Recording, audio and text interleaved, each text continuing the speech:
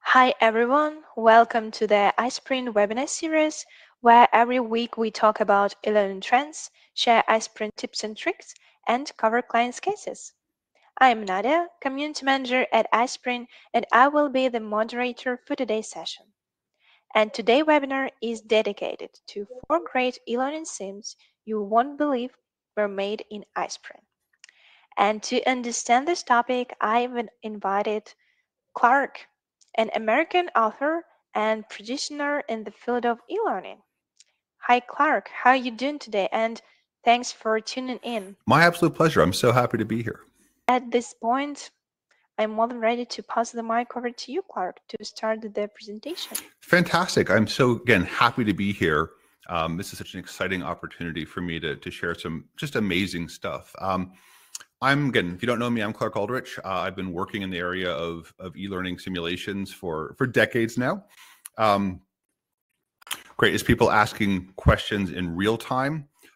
So please ask them, and I will try to answer them in real time. And I will also stick around a bit later at the end to handle any questions that we did not answer during the course of the presentation. So again, thrilled to be here. So what I'm going to do is take you through a couple of short sims. And I have a premise to make, and we can test this out. But I'm going to say that you have an amazing tool in TalkMaster in iSpring. You have the ability to create some unbelievably good and powerful short sims. I'm so sorry. I'm going in and out. I don't know why, but I'll see if I can work on it on my end. So you have this tool to make some amazing short sims. What I'm calling short sims, some interactive simulations using TalkMaster.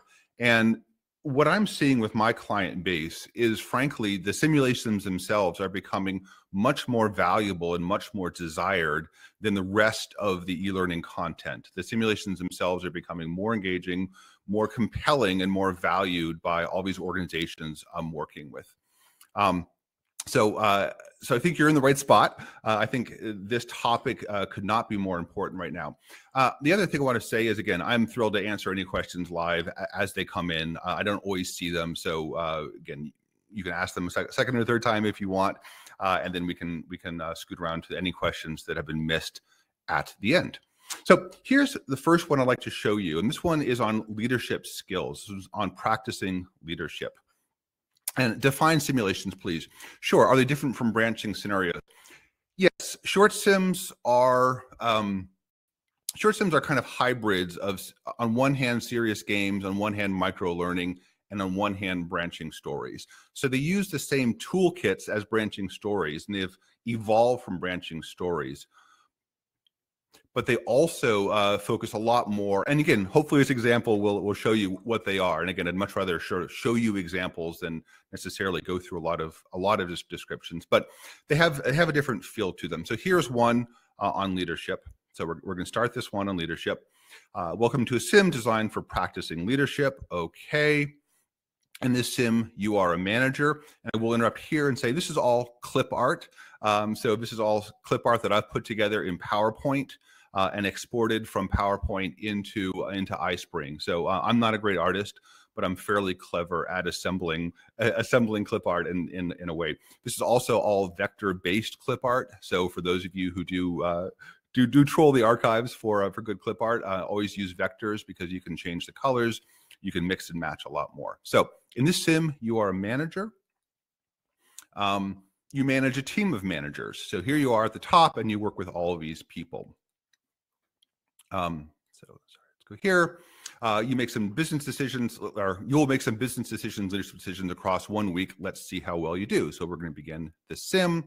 It's Monday at 8 p.m. and you're finally home after a day of traveling.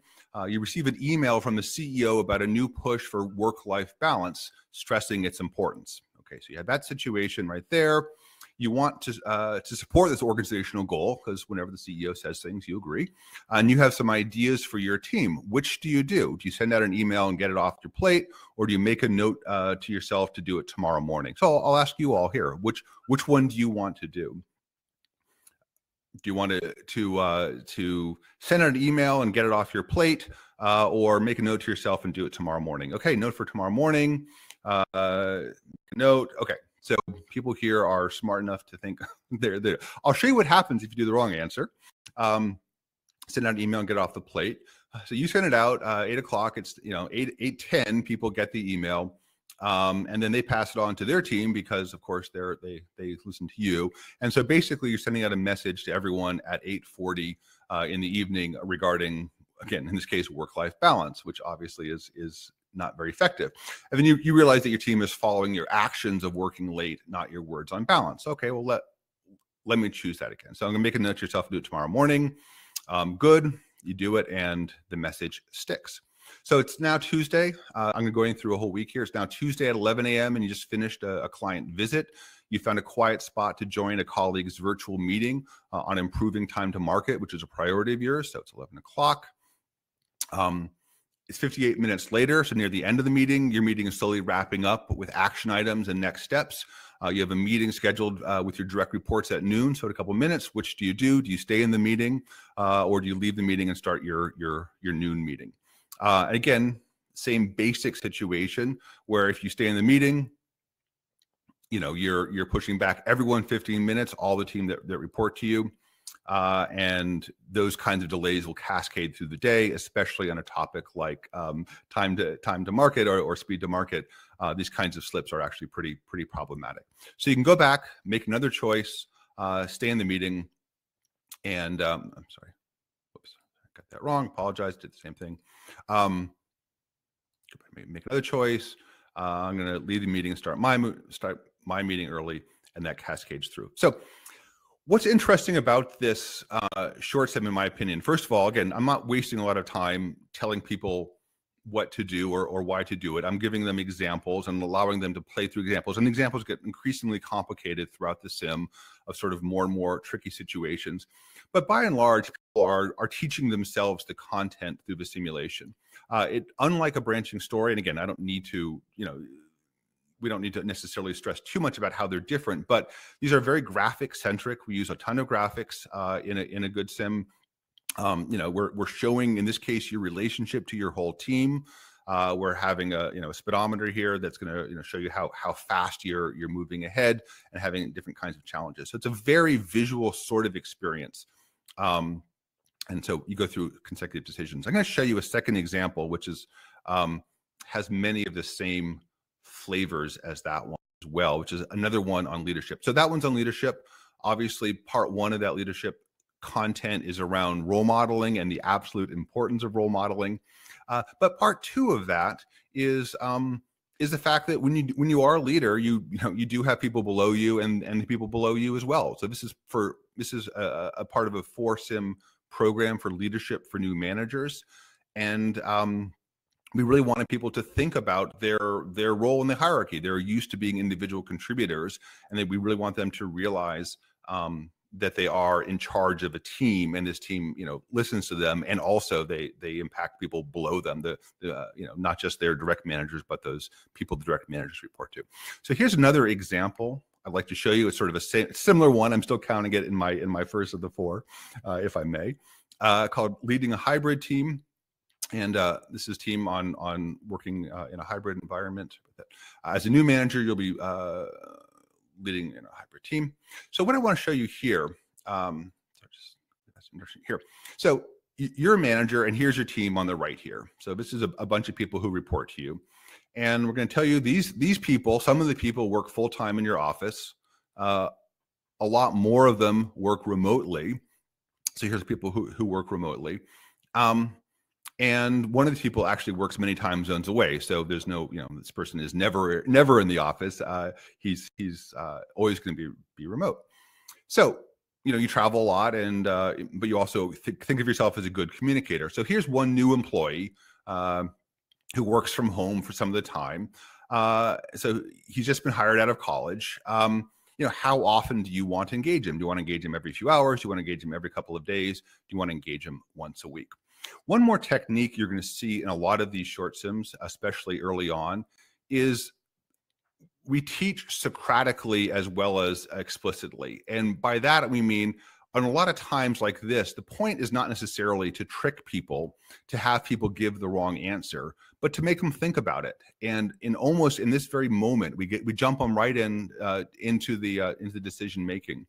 And so right now you're having to make a decision. Okay, new employee, first couple of days on the job. How often do you engage this person? Every few hours, every couple of days, once a week. Again, I don't think anyone's going to get it wrong, but I want them to think about their relationship of communicating. In this case, every few hours.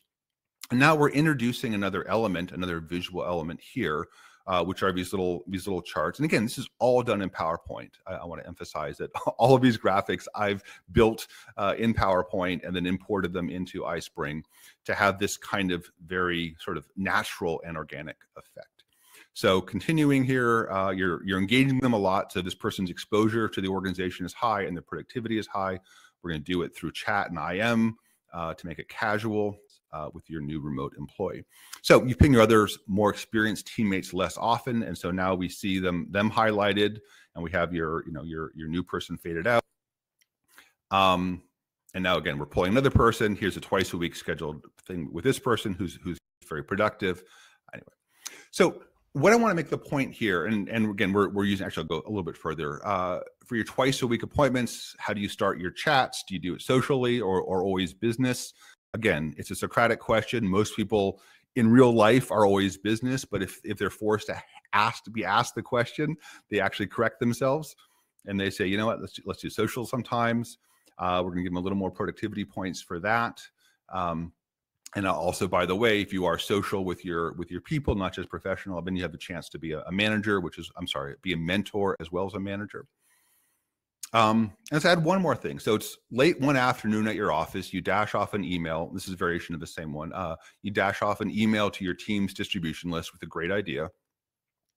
You get your first response just a few minutes later from your remote team person for whom it's 2 a.m. in the morning. And what do? Do you reply to that person immediately? Sure or no? Let's just say sure. Thank you so much for those comments. Let's share the page again. Great. Thank you for that. Do appreciate that. So in this case, again, the person's life balance has gone down as his productivity and exposure has gone up because you're basically engaging him at 2 a.m. in the morning. So the entire sim is going to be around this relationship between exposure to an organization. So, how much contact you have with your organization, productivity, how much you get done, and life balance. And one of the big premises of this sim is that as a manager, you can only improve any two at one time. You can improve the person's productivity and life balance by not engaging the person, allowing them in most cases to be by themselves, or if you're both, if you're having a high exposure to the person and productivity, you're actually going to kill their life balance. So in a lot of times, exposure and balance are opposite, or exposure and productivity are opposite. So that's sort of the main thing of that scene. So those are two examples of sort of soft skills leadership sims. They use a pen and ink graphic style. So it's a very humanistic, very casual kind of experience. That sort of, it's not gamification, but it draws people in. It clearly is very emotive in a lot of cases. And again, from my perspective, it's all built using cleverly manipulated clip art.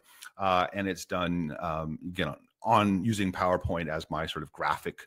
It's the place where I put graphics together. And then also using a lot of charts and graphs and things. People can see movement and see progress.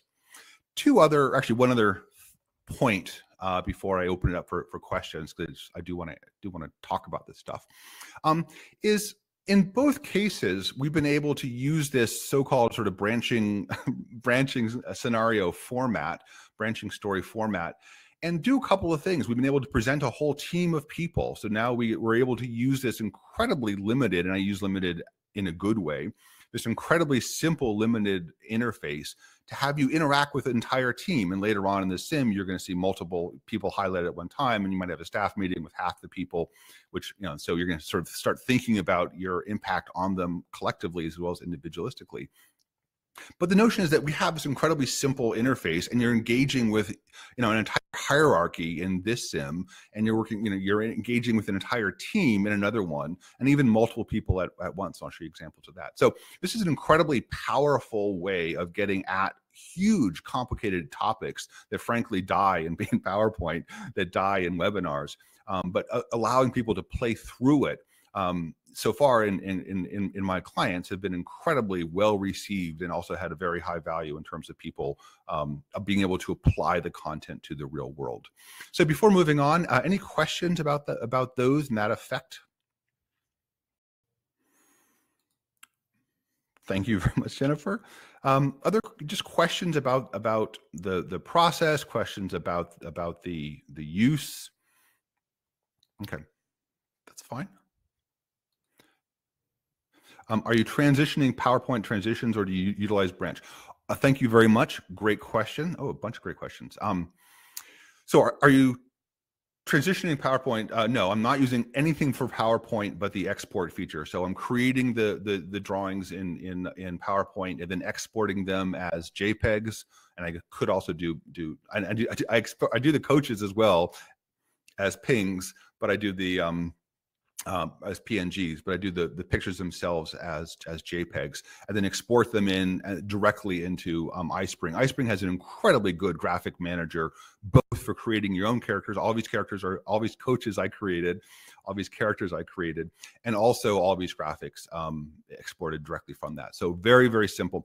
The other nice thing about PowerPoint for graphics is that, like an animator, you can think about motion and think about builds and cell to cell. And so, like all those little charts and graphs that I have, I can do those in PowerPoint because I can compare, I can compare slide 1, slide 2, and slide 3 and see how they move and interact, and then obviously import those into iSpring.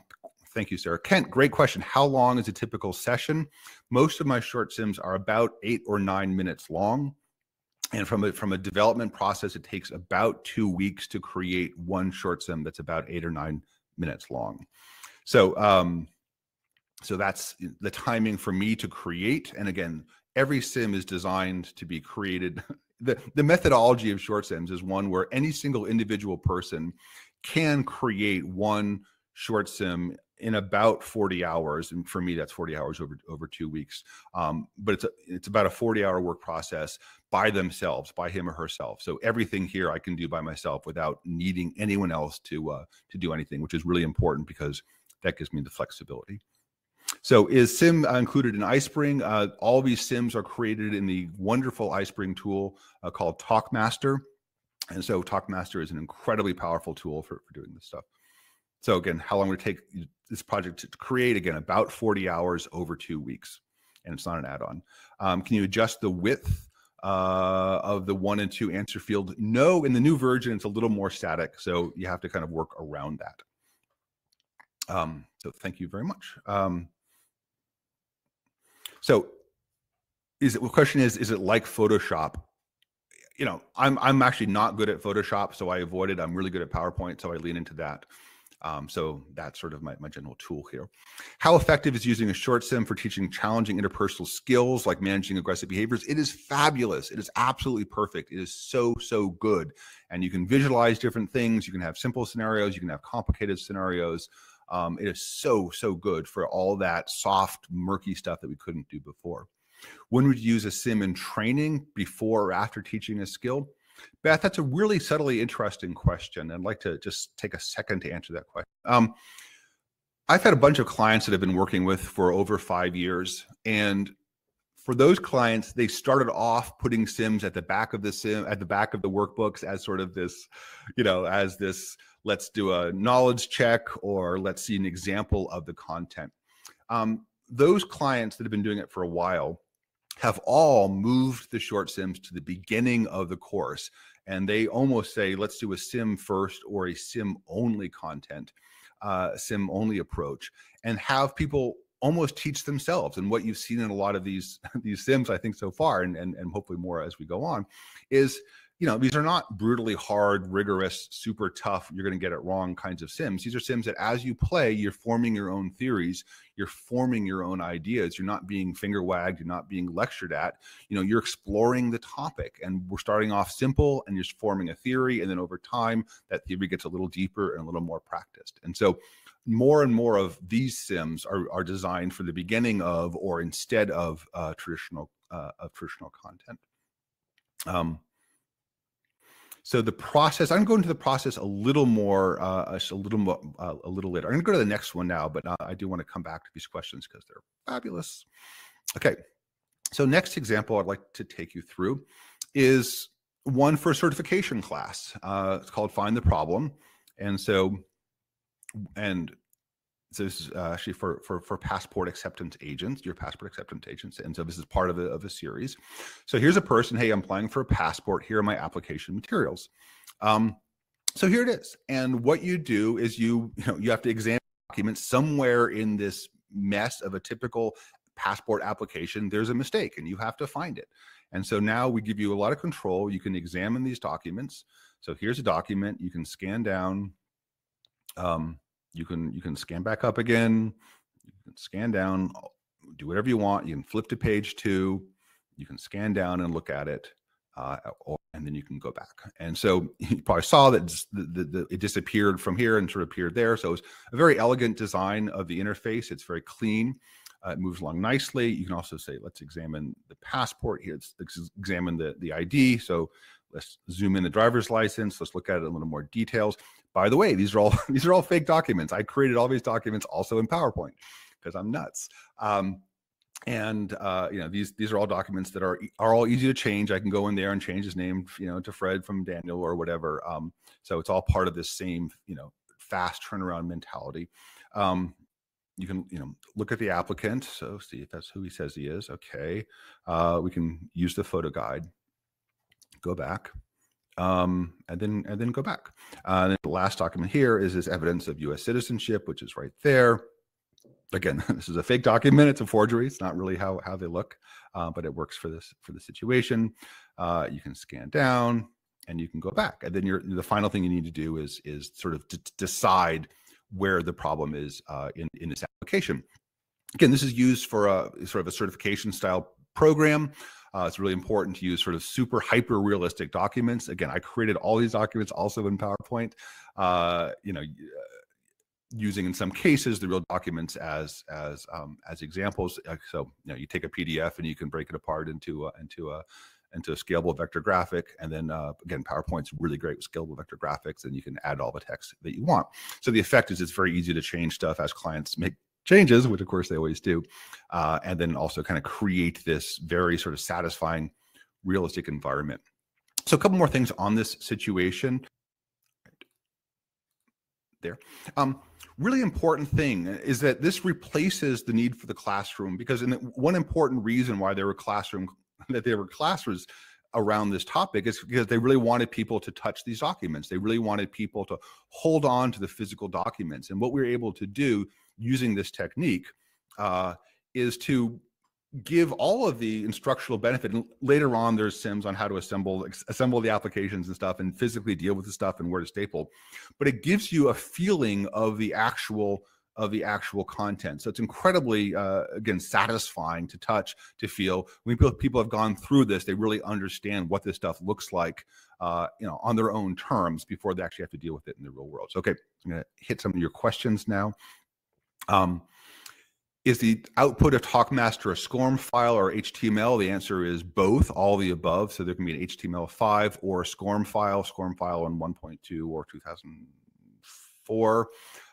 And it can also be imported into things. I should probably not say this, but there are plenty of clients who import TalkMaster sims into other training systems as well. So it's very, very flexible here. I don't see an option. Leopoldo says, I don't see an option to add graphics that I've exported from PowerPoint. It looks like I could only select iSpring backgrounds, but not my own. Nope, you can. I do it all the time. I've probably done it 100 times this morning. So there's a little button there to import the, there's a little button to import the PowerPoint graphics, and you can do it again. You can do it easily and almost instantly. The other really nice thing you can do in iSpring, which is incredibly powerful, is if you make one change in one graphic, you can not just add new graphics, but you can change what that slide is. And so if you have a, so it's an incredibly efficient tool for doing it. So you will, if you look for it, you will find it. I promise you 100% it is there. You can also add your own coaches and using the same process. So I create my own coaches because I'm that way. So you can convert it to both. Okay, great. Thank you. There's a little character or background icon with the plus sign in the top right corner. Okay, sorry, you're doing weird. Okay, how does iSpring protect your content from being copied by a competitor, for example? The question is the answer is probably it's not really. You don't have a super high ability to protect your content. The only thing I can say is that the stuff is assembled fairly specifically. So, someone can painfully recreate some parts of your sim, maybe. But it's pretty hard to do it, and in most cases it'll look a lot worse. So I have not yet found that to be a major problem. I think it's actually a bigger problem in the training industry that not many people do pirate anything because it's not worth pirating. So so it's a mixed blessing. But I think there's there may be greater ways to protect your content. At least you can put a copyright on if you want and do good faith. The only other thing I can say is most corporations want to buy ethically. So, if your content is so good that it gets knocked off and spread in third world countries or something, I think that's ultimately a compliment. Okay, so two examples. Here's a third example, which again you can do. Sorry, question here from Annalie. Show us the next step of this. Looks like is it a multiple choice selection page? You can tailor a sim so candidate would be able to make a submission and attach it to iSpring. Annalie, yes, a lot of those things you can do a lot of things. I'm a huge fan. I've done very, very complicated simulations. I've done my degree from Brown University is in cognitive science, and I've done 50,000 lines of AI code simulations. And so I'm going to say this as emphatically as possible. Simple is really, really good. And right now I have tons of business and I have tons of happy clients making this stuff as simple as possible. Even though people will want to add more complexity to it, I really, really don't want to, and I push back on complexity as much as possible.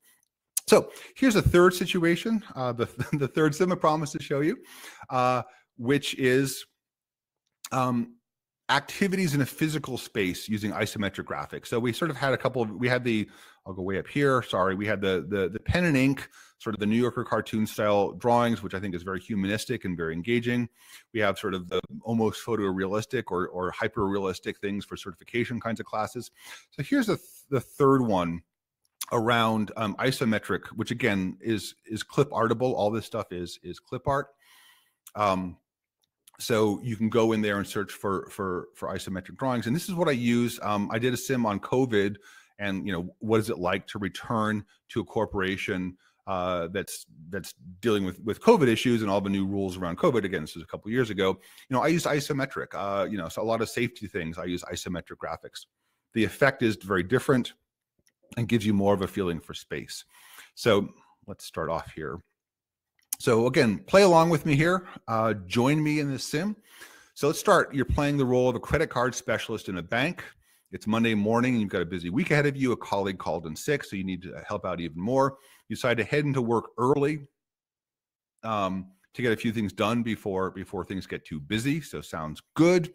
Okay, first question, really important question. You're in a hurry. What do you have to drink with your breakfast? Coffee, instant coffee, ugh. Orange juice, tea, or your last can of Pepsi AM. Coffee, Melissa, good for you. Good call. Tracy, number one, coffee. Everyone coffee? Anyone want to do Pepsi AM? Decaf coffee. Okay, that's harsh, but there you go, Nadia. Good call. Pop, yay, excellent. Good call. Okay, good. Okay, so we're going to do our last can of Pepsi AM. So, okay, so you have to you have breakfast. You get in your car and you drive to the credit union. What do you do now? Do you park closest to the door? There's the door. Do you park further from the door, or do you drive around the parking lot? What do you do? 2, park further from the door. 2, 3, Kelly wants to drive around the parking lot. Sarah, 2, park further from the door.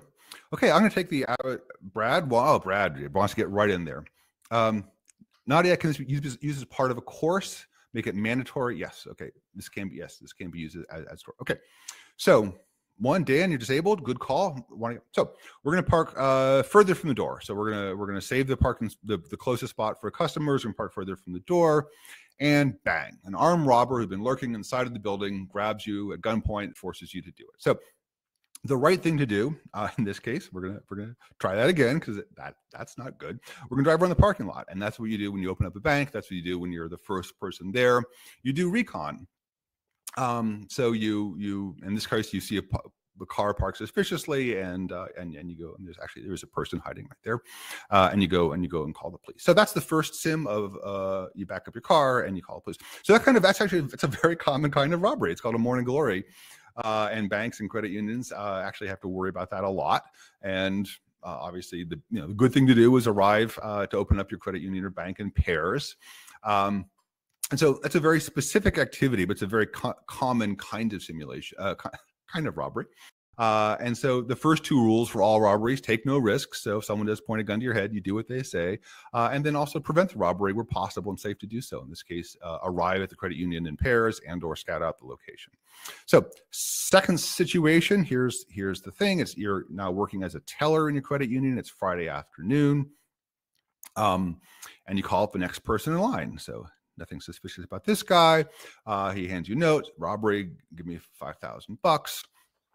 And there's a code phrase, and do you say the code phrase, and give him the bait money, and he demands 5,000. How much do you give him? Do you give him the exact amount? Do you give him a little more, a little less? Let's give him the exact amount to save trouble.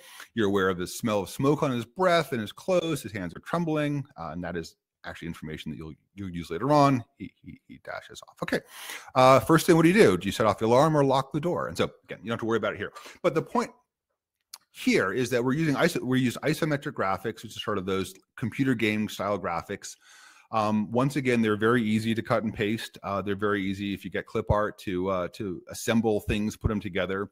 And it gives you very much of a sense of physical space and where that's important. There's plenty of training where you need to really think about physical space. And this one, arguably you don't really need it in these first 2 scenarios. There's 2 more in this sim. There's 4 different kinds of robberies altogether. And the last one, you really do need a physical sense of space. So it gives you a sense of it, and it kind of has a little bit of a computer game feel. So it's very nice. But again, most importantly, pedagogically, it's there whenever you need to think about creating a physical space. So that's sort of the third one there. But once again, using this, using TalkMaster, using this sort of ostensibly branching story tool, you can use all kinds of 3D graphics, and you can move people around, and you have different scenarios, and you can make those graphics even more interactive, as I've done sometimes, or create open-ended labs that you're playing with. And it feels very, very engaging, and it feels very, very moving. So Sarah asked, when you say physical space, are you referring to the actual white space on the slide? No, I'm not. I'm actually talking about so again, if I'm doing a COVID sim, I'm talking about, you walk in and you stand 6 feet behind the person in front of you. So we have a little graphic of someone standing, 6 feet back from the person in line at the cafeteria or at the guards station or something, or the elevator, or all those kinds of things. So when the content itself makes the physical space is an important part of it. So no, the white space on the slide is for me because it's super dense graphics. I want to give as much white space as possible, but there's no pedagogical value to the white space on a slide. It's just something that I happen to really crave a lot. Other questions on isometric graphics or any of the sims? Beth asked a super question. I tend to, if not all of them, I work directly in iSpring. So when I interview a subject matter expert, and then as soon as I'm done with the interview, always record the interview, by the way, and listen to it carefully. And then I create my sims mostly based on the question from the subject matter expert. What are common mistakes? So that's the single question that I ask the most. What is the most common mistake when someone does whatever it is that we're talking about? And I use that. Then I try to figure out how can I model as many of those common mistakes as possible. Some of them in a Socratic way, where people can learn themselves by just understanding what the choice is, and other times by making the mistake and then getting caught for it, and then hopefully learning that way as well. But I do all of that stuff in the I built the first draft. Again, I use 40 hours as my metric. The first take on the sim, I use words instead of pictures. So I'll say, give bait money or give stack of money or something. And then so that my first pass at the sim is all words and basic rough decisions and what I call caveman English, which is very clumsily written everything, and then I refine it over the course of my 40 hours until something is hopefully a lot more smooth. In some cases, I'll have to create new coach characters if it's not a coach character. Like, by the way, hope you've noticed I do use coach characters a lot. They're really, really helpful. Leopold asked, what microphone am I using? I'm using a Blue Yeti Pro, I believe. Thank you. And so then, then that's sort of the generic process. Is there a way to have the sim accessible, Dan asks, with a code at the first slide, like a lock, so we can restrict people from accessing? The answer there is yes. I'm pretty sure. Well, actually, I'm not even sure. I know you can lock web pages. I know you can lock things in LMS. So that may be the way of doing that. We lost my slide again. Let me just switch back here if I may. Okay, thank you. So I'm not sure about, again, I always use either a locked web page or I use a, the other thing, again, we talked about SCORM and we talked about HTML. The other thing that iSpring is really nice at doing is being able to allow you to iframe it. So these are iframes that I put that you can put directly into a web page as well. And when you do that, you can again lock the web page, which is probably easier than locking the sim itself. Okay, and a role play with iSpring. You can make it. Okay, great. Yeah, so iframes is a really, really handy way to do it. And again, there's a whole lot of things. I've built very, very complicated simulations, and I'm a huge fan of simple. I'm a huge fan of simple delivery, where there's no. So the reason why iSpring is such an incredibly powerful tool for all this simulation delivery is, you've seen it right here. Everything is easy. Everything is straightforward. Frankly, no one has to learn how to use an interface in an iSpring sim. They just jump right in. I try to do a good job to make the early decisions easy and the later decisions a little more complicated. But these things are all fun and engaging to take, and that's really, really important because for the future of education to start teaching this stuff, you really need it to be this good. Last one I'm going to show you in these examples here is an interpersonal one, and this is a different style of graphic. This is a more of a straight vector. Again, I sort of start off with clip art and then I modify my own. Because that's the way I am. Once again, iSpring is incredibly wonderful at being able to import your own coach characters and muck around with them. And so I do that a lot. And so you can create your own characters and who can be exactly who you want them to be. So this is sim on an ethics sim around vulnerable clients. So in this case, you just play through a scenario with investment client. So you're going to play two different roles. One is the investment advisor, and one of them is the investment advisor's boss. We won't go through all of this. Again, the other thing I really like here, which just to show you here, is sort of this background. This is sort of my little abstract meeting roomy kind of background. And so, I do like to have a few of these kicking around and you've probably seen them in other parts of the sim as well, of this just nice clean background. Just, you don't need to over create this stuff. You can make it simple and elegant and then also flexible. So in the first chapter, you'll be an investment advisor. Next in your calendar, you have an appointment with a guy named Richard, who's an 86-year-old client.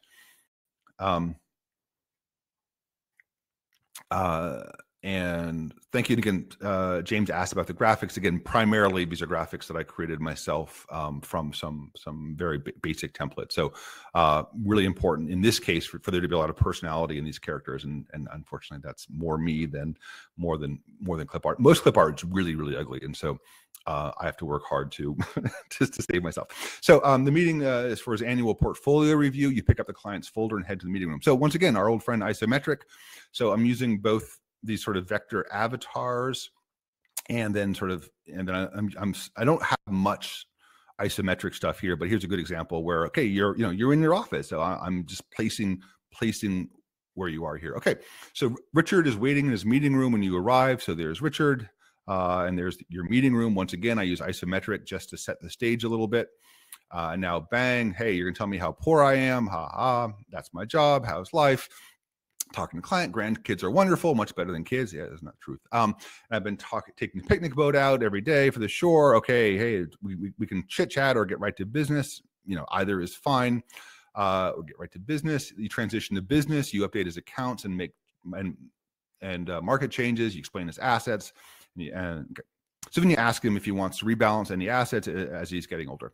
Once again, too. So here's a sort of an abstracty, businessy background in the background here. And again, I use coach characters all the time. Coach characters are my Swiss Army knife. They get me out of trouble when I'm in trouble. They set the scenes and stuff. So a huge fan. And that was one of the first things I did when I first saw a branching story and decided to figure out what was good about them and what needed to be changed. The first thing I added to branching stories in the path to short sims was a coach character to help immensely. Ask him if he wants to rebalance any assets. No. So okay. So that was the first scene. Thanks. See you next year. Okay. So you shake hands and the client leaves, head back to my office. Okay. It's now 9 months later. You have an appointment with Richard and it's too early for his annual review. So it must be something else. Okay. So we're gonna head to the conference room. You go to the conference room. A few minutes later, the door opens, your client enters and looks like he has aged 10 years. Richard is shuffling. His clothes are unkept. Coach characters, James. This character right here is a coach character. You're not, this is, he or she is your friend. He or she is on your side and working with you. So, you have characters that you deal with in the sim itself, but you also have the sort of person who will break the fourth wall, who will talk to you directly and give you any tips or something. So this notion, again, this person right here in this case is my coach character, and one can switch them out all day long, as I often do. So yeah, and the analogy that I really think of more than anything is the coach. The coach character is like the drama coach in an actor's workshop. So the same way that that coach is going to say, okay, it's a rainy night and everyone's sitting on the park bench. Okay, actors sit on the park bench. Okay, it's the wind's blowing now or whatever. So okay, well, Johnny, why did you cover up your business papers or whatever? So the coach can sort of both set the scene, can transition things. Okay, it's now 6 days later. Oh, thank you, James. I'm not an actor, so I'm glad that worked. But I think of all the coaches, the acting coach is the one that, to me, best represents this character more than the football coach or something who's going to say, drop and give me 20 kind of stuff. So now here's Richard. Any consideration how you build your sims to ensure they are accessible, i.e. 508 compliant? There's a bunch of ways of doing that. Short sims are inherently 508 compliant friendly because they can be screen readerable. They can be engageable using other kinds of screen tools. So almost definitely more than any other kind of gamified approach to e-learning, almost more than anything else, these are incredibly friendly and compatible with 508 compliant cultures and requirements. So they're just absolutely, they're great for that kind of thing. Any consideration, I'm sorry, do you ever add audio? Do you ever add audio to these sims or text-based only? So there's two answers to that. The first answer is you absolutely can use audio. And the second answer is I hate using audio for a ton of reasons. I loathe using audio. I think it it adds a lot of expense and time, and it slows things down in a just it's sort of a dreadful way. Most people can read faster than audio anyway. I've done both actor-based audio and now increasingly computer-generated audio, and again, all of them almost always ruin the experience. So I would argue strongly. Yeah. So yeah, James, it's a great question. It's a great point regarding ability to let the user zoom in. So so I don't like audio except for if there's I'd much rather use screen readers than audio to sort of handle that problem. Good. So anyway, so what's fun about this, hopefully, sorry, just got distracted, is, we now see the same character a lot older and a lot scruffier looking. And, we had that zippy guy who was quick with wit and funny and bright eyed and sparkly. And now he comes in 9 months later looking like a very old person. So you can do that. And Ashley, sorry, he's ushered in by his daughter, Ashley. Hey, come on, Dad, not too much further to share. So now we have another character, Ashley, who's coming in, and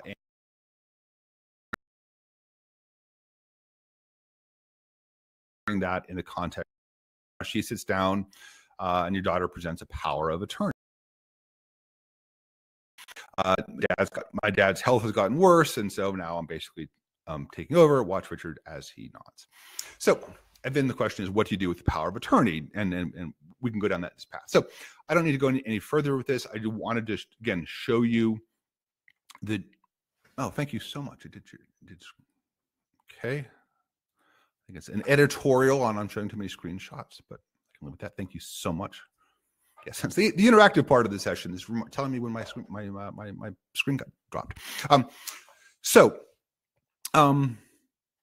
this is a good example of this kind of vector graphic. On one hand, it's a little more professional. It's also a little more cold. I again sprinkle in the isometric graphics into this framework so that you can get positioned a bit, so you can sort of understand where you are, which is nice. Again, this is not, you don't really need to know where you are, but it's not so bad. And the other thing you can do here is start showing you how you can have 2 or 3 or even 4 characters on the screen, or you're engaging 4 or 5 characters, 3 or 4 characters at a time and going back and forth between them. In some cases, some of the decisions might be who do you look at, even more than who do you talk to or what do you say. So it's a nice example of creating a very fresh, business friendly, business professional look. Again, I tend to use the scroll up here to the top. I tend to use the pen and ink styles when it's sort of very humanistic content, very personal, where I really want to emphasize the warm. I also want to emphasize sort of the nuance. In a lot of cases, this stuff there's not always cut and dry answers. Sometimes things can be a bit murky. And then in contrast, I use sort of this vector style graphic when there's a little less humanistic, a little more, for the banking clients, who don't really want something overly warm and friendly. Although I do try to add some characters as well to make it happen. So any questions there on that third one, or frankly at this point on anyone? And I'm so sorry, Diane, is 3 choices the best? Okay, great. No, it's not always the best. So I love binary choices. It's a really wonderful question. So in any given sim moment, is 3 the best? I actually think 2 is the best. I think 2 is incredibly clear. We can get a little too clever by far when we do 3 or 4. I really want these sims to zip along nicely and move and rip through them. So almost 2 is, I try to de-intellectualize the sims as much as possible. One way I do that is I try to cut down as many words as possible. So I don't use a lot of words. The last step in my development process is to cut out words, because I think words get in the way of, all this stuff. It zips along as fast as possible. Yes, as Nadia says, you can use text to speech in iSpring. Suite is also They don't yet have the ability to put in an automatic text-to-speech generator by character in the sim, which I think should be a fairly easy decision for them if you like, again, if you like computer voices. So I like to have not much text. I like to have binary choices where possible, sometimes 3 choices. The other thing that's a lot more subtle here, I don't know if I'm really doing it here, is what I call consistent interfaces. And so as often as possible, I like asking the same question of people. So for example, here's 3 decisions. You can accept the power of attorney, you can take the time to review the power of attorney, or you can escalate and call in the branch manager for help. So here are 3 decisions. These 3 decisions I basically repeat about 5 or 6 or 7 times throughout the sim. So you're always making the same decision. Do you accept what you're given and act upon it as if it's official? Do you review it, try to get more information, or do you escalate and call in your boss, or in some cases call in security? And so it's always those 3 questions. And so this is what I call a consistent interface. And I adore more than anything, consistent interface framework for a good short sim, because it de-intellectualizes the process. It allows for a repeatability and allows people to sort of not have to worry about what they're clicking on. So it's a really, really nice nice framework. So that was a very long answer to a very simple question.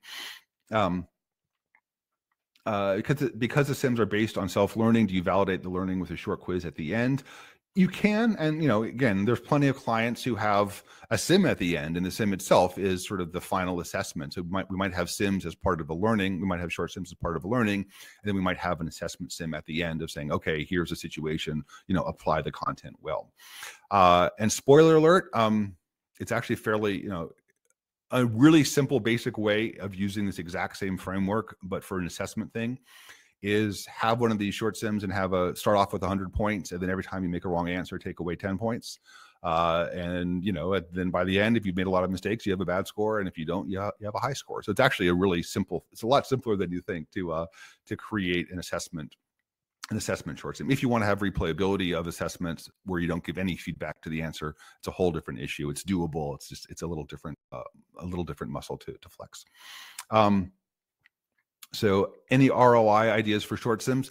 A couple of thoughts there, William, if I may. And one of them is, to some degree, clients really like them, and users really like them. And we in the training industry can get far too worked up about complicated metrics when there's a really nice metric, which is clients like it and they give you more money to make more. And users like it and they ask for more content this way. And so you can dig into this ROI stuff, and and I have in various cases, but I think we've almost, because we're so used to giving people content they hate, we're so used to giving them PowerPoints and lectures and stuff they can't stand, that we then have to work doubly hard to prove to them that it was a good use of their time, even though they had a miserable time with it.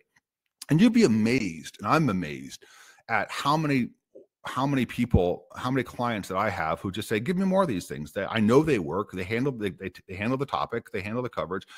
Employees love them. I feel good about them, and we can do the detailed analysis, and I'm all for a level 3, level 4 or deeper analysis, and I've done that plenty of times. But I think the reality, at least for now, is that people, generally, they feel right to people. They feel like natural learning to people because they are based on how we actually learn.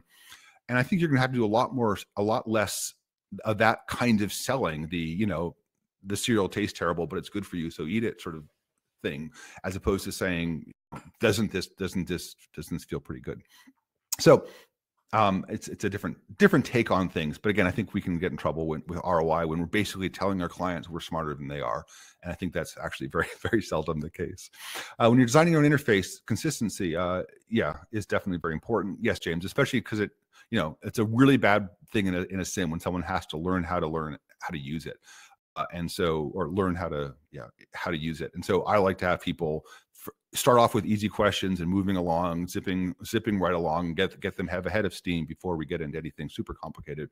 But it feels good, and they never get stuck. And even things like hotspots, I like hotspots a lot in some sims I've done, but then you have to teach, and you have to have another layer of pedagogy, which I don't like.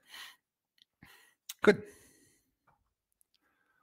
I think we are out of time. By the way, this page right here, if you want to look at this page on your own terms, is at shortsims.com/house.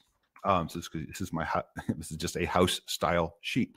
So feel free to do it on your own. And if you're interested in learning for new leadership for new managers, which is an off-the-shelf course that you saw some of the things from, I will give you that Thank link you so as well. much, Clark, for this wonderful presentation, and we'll be share all the links with the recording. Fantastic. Well, thank you so much. Great audience, wonderful questions, and I Yes, look forward to seeing all your short and sims.